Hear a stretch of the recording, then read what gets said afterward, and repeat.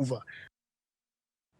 Well, let's discuss this further, and for that I am now joined in studio by Colleen Makhubele, who is of course the former speaker in the city of Joburg Council. Thank you so much for speaking to us, and a good afternoon to you. Afternoon, lady, and thank you so much for having me. What do you make about what's playing out right now, particularly with the relationship between the ANC and Al-Jama, the calls for Gwamanda to step down? Let's start with whether or not you agree with the calls. First, let me pay tribute to the fallen EFF councillor. Councillor Musha was buried yesterday, an activist of note. I've worked very closely with him, and may his soul rest in peace. Look, I think as I'm listening to the clip that was playing, reason is starting to kind of take precedence here. It's grossly unfair to call for a resignation of a mayor on the basis of service delivery issues. And you have lobbyists and civic society going to protest and calling for the head of the mayor. That's not how council works. Gwamanda was elected by council on the confidence of the majority of councillors. Yes, there is an agreement in terms of the coalition that he must lead that coalition, and that's an ANC position, and et cetera, et cetera. If the time for that to reverse has come, let's deal with that as the reason for him to step down. That the ANC is now in a position to take up their mayoral position, as was the agreement of the government of local unity in the city of Johannesburg. But having been a speaker with the multi-party in the time of Mayor Palatse, with the different mayors, including Dada Morero, Tapelo Ahmad, and Mayor Gwamanda, there's nothing that has changed in terms of service delivery that you should be pinpointing only to this one individual who came at the tail end. In the time of Palatse, we had so many protests as well. I can count many times where I had to stop council sitting and say, Mayor Palatse, go and address the residents of the city of Johannesburg. They need services. In the time, well, Mayor Dada Morero was only there for 25 days, really couldn't do much. Yes. But Mayor Tapelo was the same thing. Mayor Gwamanda is the same thing, because these are issues that have been building up over time. ANC have been in government, DA has been in government, they did nothing about them, and they never had a turnaround strategy to turn around the finances of the city, fix the infrastructure, etc. And it happens to collapse at the tail end with this individual. So I thought that argument is grossly unfair. But from what I'm listening to now, if indeed the resignation is based on we are ready now as ANC to take over, therefore let them take over. Because if you use any other reason, then apply it to Tshwane. Tshwane is even in a worse condition in terms of service delivery. Why are there no calls for the mayor Brink of Tshwane to resign? They're in the same position as this particular mayor. So I think it's grossly unfair what they have put Gwamanda through in terms of all of these calls and all of these personal attacks and everything else, because he works with a collective. It's an executive that must be held to account. It's not just him alone. You can't run a city by yourself. Those whole 10 executives that support him, if that's the reason, they must go with him. Yeah, you know, there's a lot to unpack here, because, and you've made the point around, well, there must be that honesty in the admission around that this is a political decision and not a performance decision. But the reality is, for a resident of Johannesburg, they're hoping that decisions are made from a performance point of view, because we want a city that functions and not necessarily just the politics that play out. So there is, of course, now the assertion that is being made that the ANC would like to put Dada Morero in the position once again as Joburg Mayor. He's had his 25 days. Could he be the best person for the city? What do you think? Look, I've got my different view. Dada Morero is currently in the executive right now and is the MMC of finance. And if you are putting him on your basis of performance, I disagree, because he's effectively a deputy mayor right now as a most powerful position in MMC finance. He never turned around the finances of the city.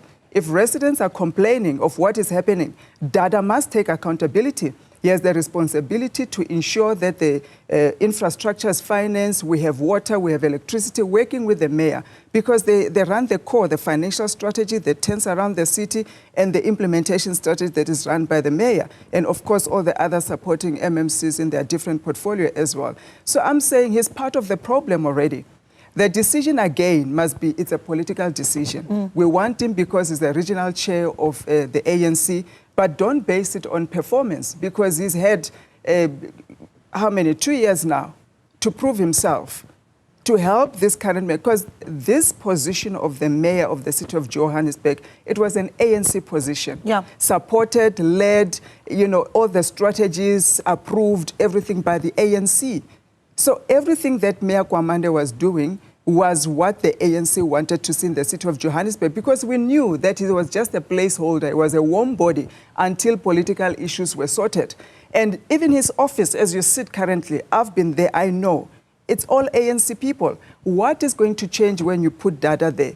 And it will be disingenuous and makes me wonder to say, whatever he wants to implement, why was he not able to implement it when Gwamanda was there to turn around the city? So I'll be curious to understand, what is it that he, who has been effectively Deputy Mayor, MMC Finance, going to implement to turn it around? But of course, it's a political decision. We welcome them. Right. It's a position that belongs to them. No problem with it. But let's not go to performance. Yeah. So we're speaking to you, obviously, as the former speaker of the city of Johannesburg. But I'd like to actually address your party political position as well, right? Because I think that what we saw in these elections is obviously the great big divide now that we're seeing with political parties, right? The Progressive Caucus versus the Government of National Unity.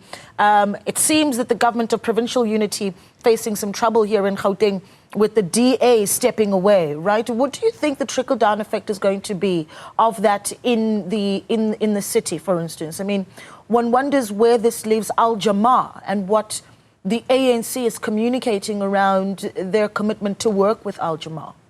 Look, Al Jama is already part of the Government of National Unity. So I really do think that agreements and arrangements have been made that, you know, they get some sort of a position, they retain their relationship with Al Jama, seeing that they're already together in National. And of course, you know, the DA would have liked to be part of this and drive this. I don't think there's anyone who's governing in the country who doesn't want to be governing in Gauteng, you know, because this is where the crux of it, the heartbeat of the country is at. And I must commend the Government of Provincial Unity for having stood their ground and ensure that they stand on their values, their principles. They stand for the people of Gauteng and Joburg and what they want.